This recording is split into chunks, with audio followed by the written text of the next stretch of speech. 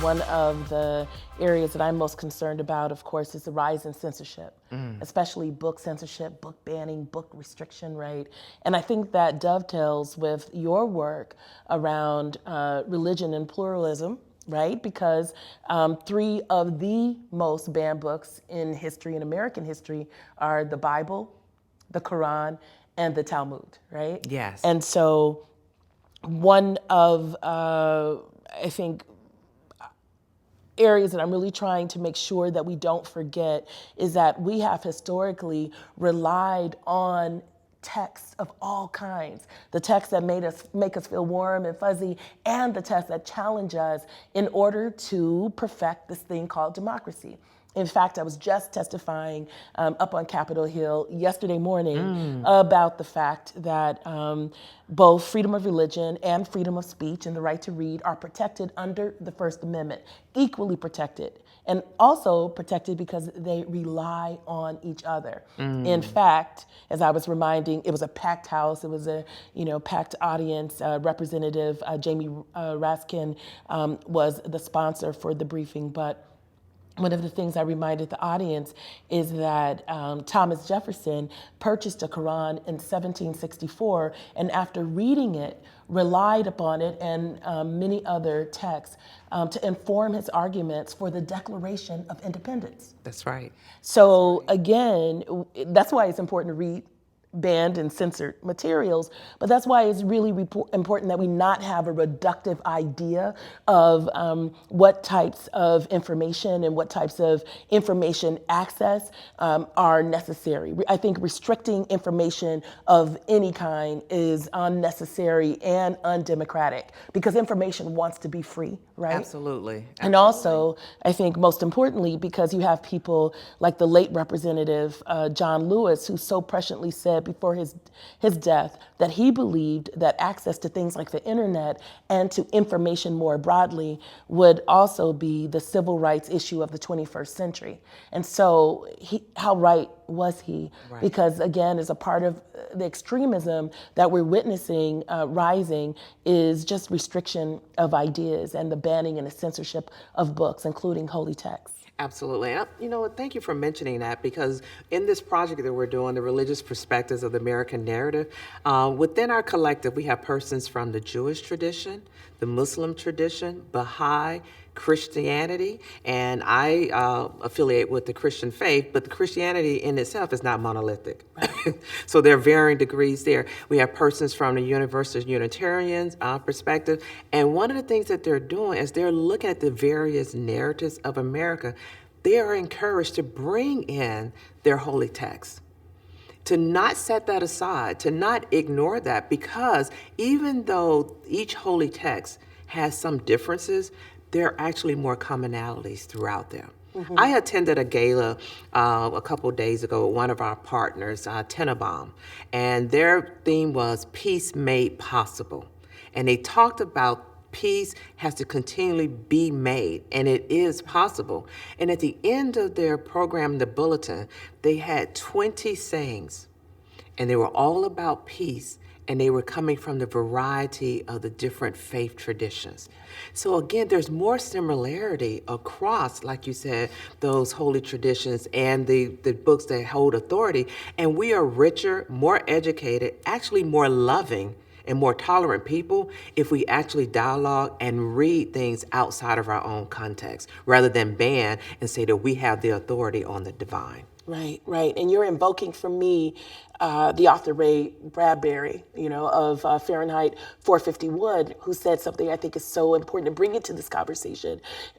He said that he didn't think the main issue was just the banning of books in his time. And of course, he was living during the McCarthy era, right? So, where we saw not only the banning, but the burning of tens of thousands of books under Senator Joseph McCarthy. In 1953, I think it was, almost 70 years ago, he said this. He said that he did not even then think that the main issue was the burning of books or the banning of books. He believed that the main issue was that the chilling effect around people reading books. And I really correlate in a lot of ways, books and faith, books and church, because my grandmother, Bessie, coming from rural Louisiana, she didn't really have access to a lot of books, and she had limited adult literacy, which is one of the things that I've worked on, in my career. I'm the former executive director of the American Library Association and the founder of Read Right Now, because I believe that reading is a human right, and we must have that human right now and available to us at all times. But my grandmother was really about church. Yeah. And really about faith. And the only place that she went to as much as church was the library. And she took me to the library every weekend and let me take out as many books as I could. I would eventually become a librarian, but I believe that libraries, like churches and like faith bodies, have to be in action. They have to be places that are in motion. The act of completing people, motion in terms of that they have to be something that is visible and accessible and where people are, going to where people are, as opposed to waiting for people to come to them. So one question that I have for you, because one of the reasons why extremism is on the rise is because we are isolated more now than ever. We are geographically isolated, we're racially isolated, we're religiously isolated, we are economically isolated. And we are shopping in isolation. We're online, but only talking to our groups of friends. There are few places today where we are going to invite, in some ways, just the opportunity to interact with someone who may see things very differently than we do. And so I wanted to ask you about that. I wanted to ask you about your observations about extremism, but also how we can stop it in its tracks, because we are moving, I believe, to becoming more insulated and more isolated. Right. And how can we counter that? So I believe firmly that the way we encounter that is we appeal back to the understanding of the human dignity of all people. So you just tapped into something for me when you talked about the isolation. Yes. So what happens is when people want to stay in their own bubble, and then they believe that the authority resides in those persons who think similarly, who look similarly, who worship similarly, then that's how extremism happens, because there does not create a space of openness of actually seeing the other. Right. And then what happens is when the other then comes around the margins, there's a threat that happens because there's the unfamiliar. And so instead of letting down the walls and learning, because you'll find that folks are not as unfamiliar as one would think, Always. it is, I'm going to do whatever it is that is necessary, even to the point of death, to keep what seems dissimilar out.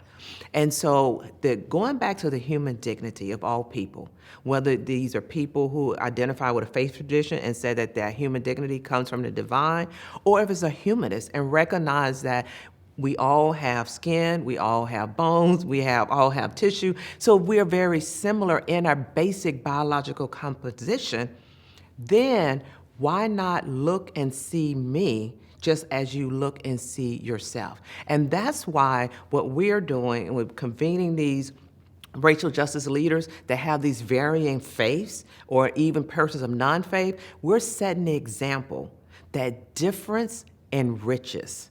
It doesn't threaten. And within the religious differences, there's still some commonalities, there are still some shared values. And if we sit down and focus on what we share and what we agree upon and the human dignity of each person, then we can actually not just coexist, not just tolerate, but actually affirm and work together and see other. And one of the things that, so that's how we are combating that. Yeah. But it takes time, and you have to unshackle the mind. Which takes vulnerability too, right? Yeah, which is why the work that you're doing is so important, because the unshackling of the mind comes through educating. Yeah. And I'm not talking about just sitting in a classroom setting, but it is through the reading, it is through the dialogue, it is through the sharing of the story, it is capturing accurate depictions of our history and then wrestling with that. Well, there are a number of studies that speak to the fact that many adults in the U.S., after they graduate high school or college, depending on what their post-secondary education looks like, never read a full book again, right? So, there we are seeing like a further sort of limit to ideas. There's this idea from Socrates that the unexamined life is not worth living, right? Meaning that we need to be, or we should seek out almost a continuous examination of lived experience so that we can expand our thinking and enrich our lives. But one thing you were talking about that made me think a lot about just my neighborhood. I moved into a neighborhood, I live in Pullman, just before in Chicago, so far south, founded by George Pullman of the Pullman car, organized by people like Eugene V. Debs and A. Philip Randolph. The site where Labor Day was actually created by laborers, African American primarily, and so it means a lot to live there. But like other neighborhoods in Chicago, we wrestle a lot with racial segregation, economic segregation. One thing I love about Pullman is that we're all living together, figuring it out, right? Right. But one thing that really brought us together and I think really introduced me to the neighborhood in a profound way is as we have been experiencing a rise in book censorship in particular, which I believe is almost in some ways a backlash to some of the racial healing work that was happening, because the pendulum always swings, Absolutely. right? And so one thing that began to happen is that we start seeing like things like critical race theory called out as if it's being taught to like fourth graders. Why are we even problematizing critical race theory in the first place? It is an area of study like any others. But when we begin to see like books by people of color or buying about LGBTQIA individuals, and I have to say this and use this opportunity to say this, there are so few books that are, and I'm a librarian, right? And I've been responsible for collection development. There are so few books written by and about people of color or by and about people who are LGBTQIA. There are actually in children's books and young adult books, there are more books that feature an inanimate object or a pet as the central character than there are people of color, LGBTQIA. So, already it's problematic that we would problematize books that are written by and about marginalized groups. But here we are, right? And as those books began to be attacked, people in our neighborhood, we have a neighborhood social media group. They began to say, we should start a book club and read some of these books. And the first time, and of course I responded, not that I'm the librarian or any of that, so, or that I at the time was working for the American Library Association, or that I was the executive director of the American Library Association. I entered into a neighbor's home that I had never been to. It was open, many people had never been to the home. And here we began reading these books and discussing them. And I learned so much, not only about the book, of course, some that I had read before, others that had been on my list, but I learned about my neighbors. I learned more about, that child belongs to them. The child that I see riding the bike, that is their child. Oh, that's their dog, right? If I see this cat in the neighborhood, that's their cat. Oh, and they love art. Wait, they made that. This person is a great cook. We began to come together, and I wish I could go to all of them, but I'm always traveling. Right. But one thing about it is that our difference is the foil, right? The reality is that we are more alike than we are different. And I believe that's what we must seek out and celebrate. One of the ways that we can counter extremism is proximity, coming together, sharing, being vulnerable. Yeah, absolutely. And so a couple of things come to mind when just hearing you talk. I'm just like, oh, you got me all fired up now. Is that, so when you talk about breaking down the walls of isolation, Yes. one of the things I like in liberation theology. Oh, come on now. Yeah, and in the Latino population, and they have this whole notion as mestizaje, which means, so America always want to say that it wants to be a melting pot. What's wrong with being a melting pot is everybody gets into the pot and then there's assimilation. Yeah, you lose your identity. You lose your identity. So liberation theology from the Latino perspective says, no, we all should be stew. And why that's important is because if you're going to have either beef or chicken stew, you have the meat, you have the potatoes, you have the vegetables. And even though it's one dish, it takes the variety of the products in it to give it that nice, savory, and wonderful flavor. Yes. So each person maintains its own identity, but it adds to the collective, and the collective identity is richer. And so that's what's important. And so what happens is reading breaks down that isolation, Yeah. and to then censor brings about an oppressive authority. Come on. Because it takes me back to the enslavement period when it was illegal. Oh yeah, Black Code laws. Exactly. From For fol- Virginia to Louisiana, Exactly. 1740 to 1853. Oh, I know the Black Code laws. Exactly. And then what happened to the biblical witness, the Bible? Yes. That's when white Christianity was developed, because the scriptures that were then given out to those who were not allowed to read for fear of losing losing their lives, is that scriptures raised up like slaves obey your master. Right. Or this whole notion about, conquering the land. And so there is an oppressive education that happens if you ban books. I think the thing that almost brought me to my knees, but then made me stand up stronger in this fight, is when I learned that in a school district in the state of Florida, that the hill we climb, Oh yeah, Amanda penned Gorman by Amanda Gorman, was restricted. was restricted. Yes. Yeah, and she's talked about how that impacted her. There's a lot to say here. I want to go back, though, to the Black Code laws because we're using them, and I want to just explicate. And I want to just say all of these things are fear-based. One thing that I've learned at this point is that I spend a lot less time talking about white or black. I think we're the measure of all things. And the reason why I do that is because I think a lot of the responses, like censorship, is a fear-based response by people, enacted by people who are fearful that they will lose control if they have to compete, if the history of what has been done is shared broadly, that they will feel bad or be made to seem lesser. I think the reality that we know, and Toni Morrison said this a while ago before her death, is that there is nothing under the sun that one man won't do to another. And so one thing that we have to remind ourselves is that it is so important that we celebrate our achievements and that we reckon with our downfall so that we are not sentenced to repeat.